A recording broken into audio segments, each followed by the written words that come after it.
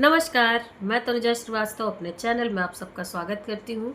आइए चलिए एक कजरी सुनते हैं जिसमें एक पत्नी अपने पति से कह रही है कि हमें घुमा दो, हमें बहुत सारी चीज़ें दिला दो, और पति टाल मटोल कर रहा है कि अभी नहीं।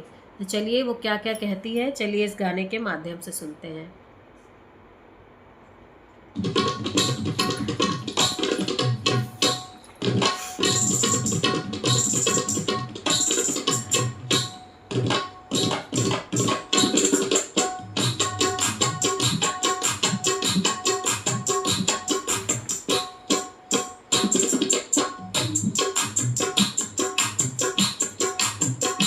हमके सावन में झूलनी गढ़ई दपिया जिया बहलई दपिया ना। हमके सावन में झूलनी गढ़ई दपिया जिया बहलई दपिया ना। हमके झूलनी गढ़ई द हमके झूलनी गढ़ई द हमके झूलनी गढ़ई द हमके झूलनी गढ़ई द। हमके सावन में झूलनी गढ़ई दपिया जिया बहलई दपिया ना।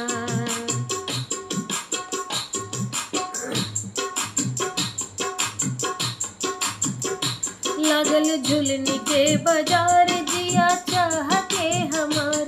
लगल झुलनी के बाजार जिया चाह के हमार। लगल झुलनी के बाजार जिया चाह के हमार। हमके संग संग में मेला घुमई दपिया जिया बहलई दपिया ना। हमके संग में मेला घुमई दपिया जिया बहलई दपिया ना। हमके सावन में झूलनी गढ़ई दपिया जिया बहलई दपिया ना।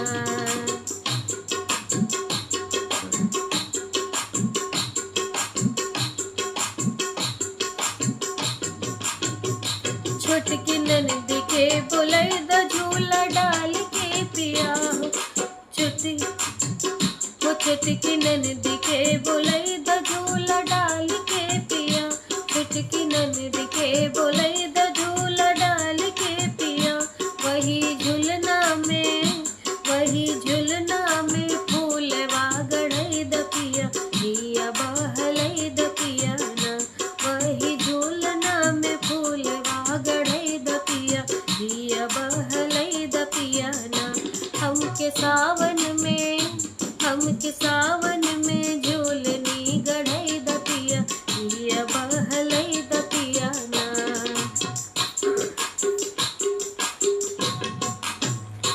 कोयल कूके बार बार जिया तर से हमार। कोयल कूके बार बार जिया तर से हमार। कोयल कूके बार बार जिया तर से हमार। हमके बगिया में झूला झूला दपिया जिया बहलई दपिया ना। हमके बगिया में झूला झूलई दपिया जिया बहलई दपिया ना। हमके सावन में